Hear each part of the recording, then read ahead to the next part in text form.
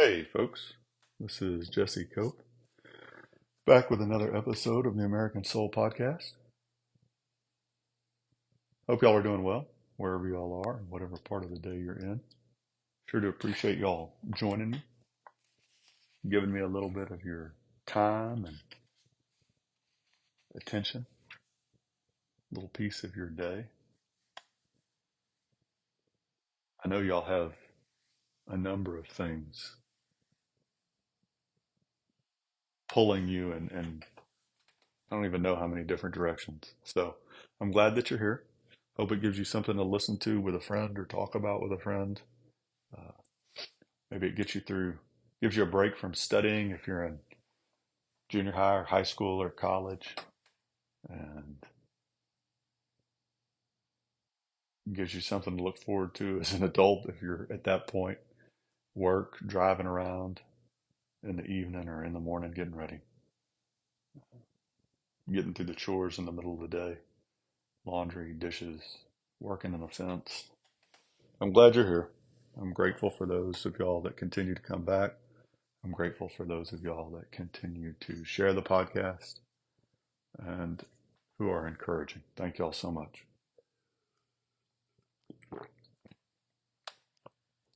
Homestead, our pear tree has a lot of pears. I don't know how many are going to survive the birds and the bugs and the heat, but it's got a lot of them right now.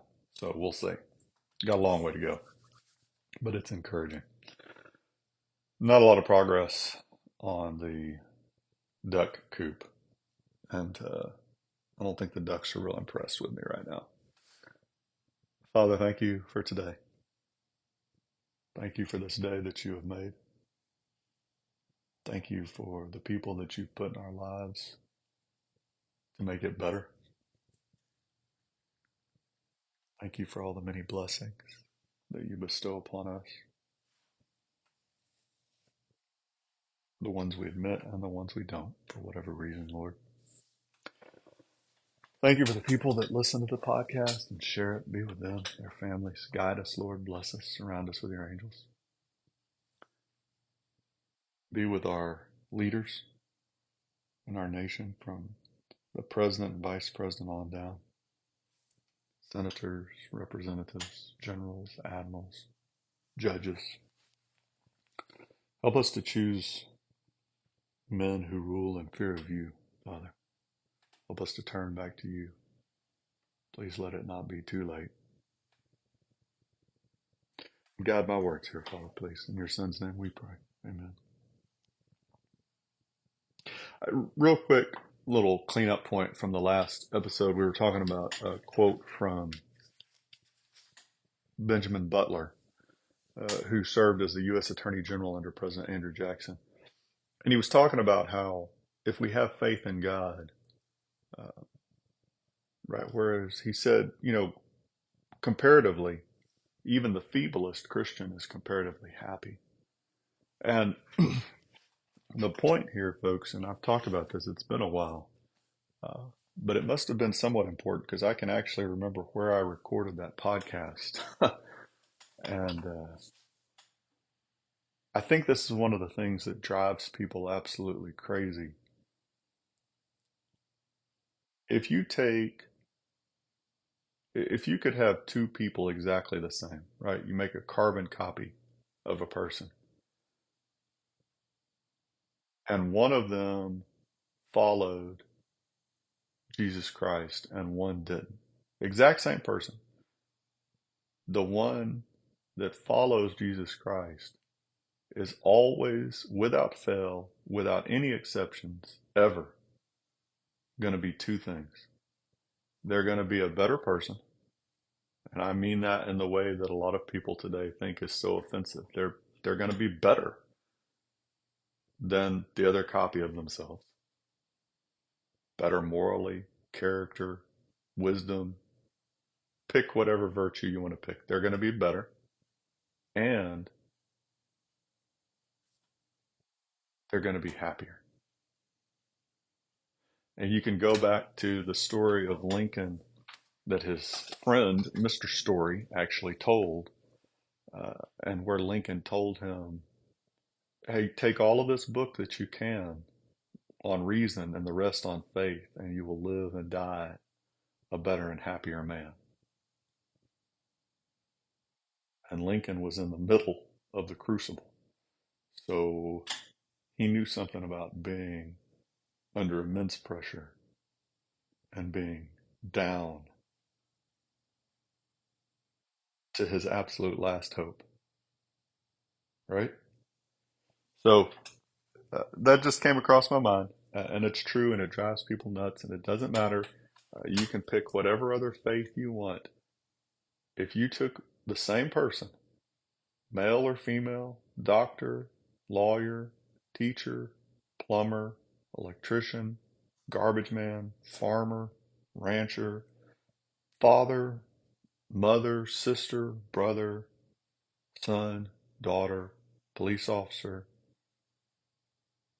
soldier, sailor, airman, marine, from any part of the world, anywhere, at any time, in any situation. If you could take a person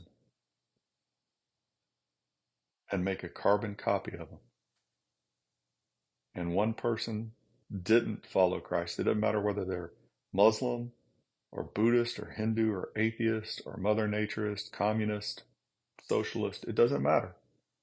And the other carbon copy followed Christ every single time, without fail, without exception. The carbon copy that follows Christ is going to be better and happier. So, I really am going to try and do this more often, very quickly. If you're listening to this podcast and you're a Christian today, have you thought about how you're going to serve God today? Have you planned your day, whether it's in the morning, like we talked about on the last podcast, or at some other time? Have you planned your day around reading the Bible, even if it's just a little bit, folks? Praying for yourself and for others, even if it's just for a few minutes, and for looking for those opportunities, asking God how you can serve Him today. And then if you're married, has your very next priority today been, how can I please my spouse? What do I need to do today? How do I need to act? What do I need to wear? What do we need to do? How can I please my spouse? If you claim to be a Christian, folks, and if you happen to be married, if you're not, then just stick with the first one. If you're married, those ought to be your first two. And if you haven't done them today, turn the podcast off. You can come back to it. It's a recording. It'll still be here if you really want to listen to it that badly. Talk to God about both of those things.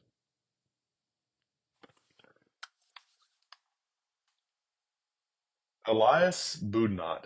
I keep telling y'all I'm going to look up how to say his name, and I don't.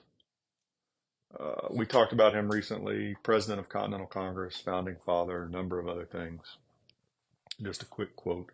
Good government generally begins in the family, and if the moral character of a people once degenerate, their political character must soon follow. Folks, this is so important today. This is such a huge point. We like to point fingers at Trump or Biden or whoever else. Pick your representative or your senator or even your admirals and generals that you want to point fingers at. And I'm not saying that they aren't doing something wrong, but what I'm telling you is the character of our country starts in the family. And the character of our family is based on the marriage.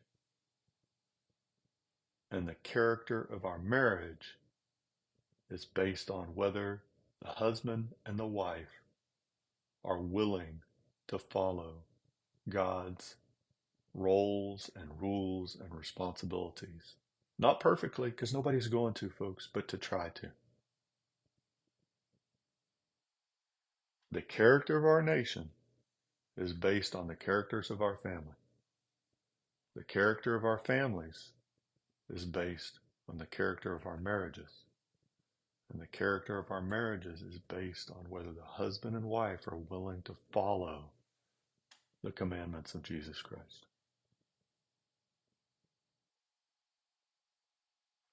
And if we are a degenerate people, like Budnat is saying here, the political degeneracy is going to follow. And good Lord, can you not see that today? Can we not see that today? There is no politician alive that is going to fix our nation. No policy, no matter how brilliant, that is going to fix our nation if we don't start in the family, which starts in the marriage, which starts in the individual husband and wife.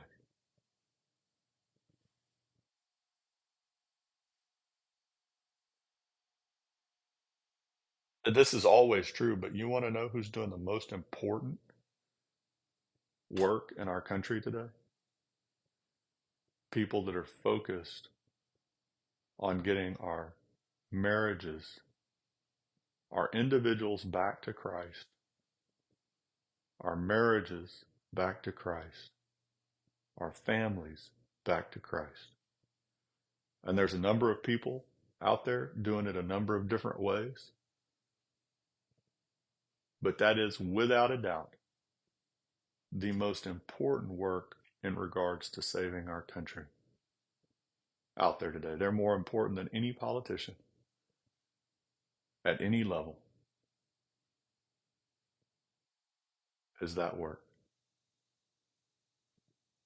And you see here, right? You see in the family, you see this ties into education again. Everything ties into. It's why the left has been focused on destroying education for a century now. It's why Horace Greeley's quote from the 1800s is so clear that it's impossible to mentally or socially enslave a Bible reading people, right? So what do you do if you want to enslave a people, if you want total power, if you want to control the population, whether you're inside America, which is our greatest threat today, or whether you've been outside America like China or the USSR or any hostile nation, what do? You separate children from God and from their family. And how do you do that? You make the school day longer. You make the school year longer. You kick God out of the school. We've done that.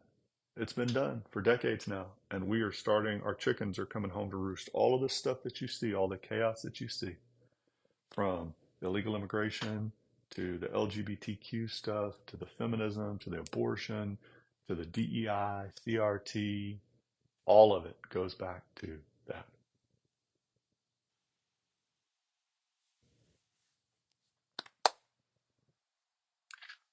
One more quote, and then we're going to go back into, we're going to start to go into a little bit frequently. I don't know every day or not, the New England primer. But farewell address, Andrew Jackson, right? Seventh president, guy who said that the Bible is the rock upon which our republic is founded. You have the highest human trusts committed to your care. Providence has showered on this favored land blessings without number and has chosen you as the guardians of freedom to preserve it for the benefit of the human race. May he who holds in his hands the destinies of nations make you worthy of the favors he has bestowed and enable you with pure hearts and hands and sleepless vigilance to guard and defend to the end of time the great charge he has committed to your keeping. Mm. If that's not condemning and humbling and makes us quite ashamed, I don't know what will. God has made us, he's given us all these blessings, all these wonderful blessings in America, from riches to land. I mean, just you could talk about metal or lumber or water or space, all these things he's given us and chosen us to be the guardians of freedom. How are we doing? Are we worthy of the blessings he's given us? Are we sleeplessly vigilant in defending freedom? No, no, no. We've been more interested in what can we get. I know, folks, because I'm guilty of it too. How do I make enough money so that I can retire earlier? How do I get enough money so that I can buy another piece of land or a little another car, or I can add on to the house? How do I how do I get what I want out of this life?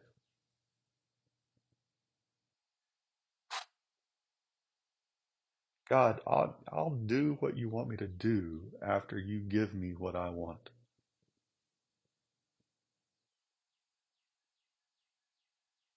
Yeah, I know you've already given me all these things, given my country all this stuff, and I know I ought to be concerned about freedom and ought to be concerned about the way our kids are being raised, and I will, but just not yet, not yet. I got some other things. I need you to give me this promotion. I need you to help this product, this, what I've been working on. I need you to help it take off. And then I'll give you time, at least a little bit.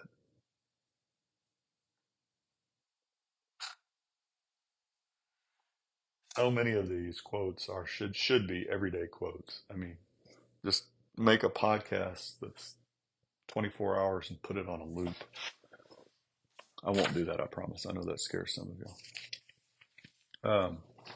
So what I'd like to start to do is go back, and I'm probably going to burn the rest of the podcast today, but I'm going to tell you about it, and then we'll start to do it on these upcoming podcasts. I would like to start to read through this New England primer that we stumbled across together recently, just at least a little bit with each podcast, or where we have time to put it in. If I get to the end of whatever the quote is for the day and we have some time. And this is really why. I could sit here and talk about it for quite a bit, but our education was based on God and Jesus Christ at the beginning of this country. And I'm not talking about it was before we were a country, before we had the Constitution, before we went through the Revolution, before the Bill of Rights and the Declaration of Independence. That's true. It's absolutely true, regardless of what the left claims or wants to. Our education was absolutely based on God and Jesus Christ. But here's the kicker: it still was after the Declaration of Independence. It still was after the Revolutionary War. It still was after the Constitution and the Bill of Rights, including the First Amendment, which we have suddenly decided in the last 80 years meant that our founders didn't want Christianity anywhere in our public life policy institutions. Guess what? It still was. After all of those things were passed, while the men who had ratified, signed them, given their life and their fortunes, and risked everything for this nation, it was there. And not only did they not get rid of it, they talked about the importance of it. They tried to help solidify it. And so, as we have time, we're going to go back and read some of this that was still present all the way up through the New England Primer was the primary text through 1790s, and then Webster's took over. And as far as the left concerned, it wasn't any better. And so we're going to go through and read some of these little pieces of it. And maybe we can educate ourselves, folks, because I guarantee you this primer that was meant for young school age children, like think elementary, it would be brutal for the majority of our high school and college students to get through today. I mean, we really have become, folks, a very uneducated, unenlightened society. And it ties into we have become a Bible illiterate society, and our education has just tanked. Great quote, I think by Patton, but I'm not sure about that. I need to go back and look. But it was something along the lines of, we've gotten the secrets of the nuclear bomb, but we've forgotten the Sermon on the Mount. We've become nuclear giants, but ethical infants. We have knowledge out there. You can look at our advancements in technology and medicine, but we've completely lost wisdom. God bless y'all. God bless your families. God bless your marriages. God bless America. We'll talk to y'all again real soon, folks. Looking forward to it.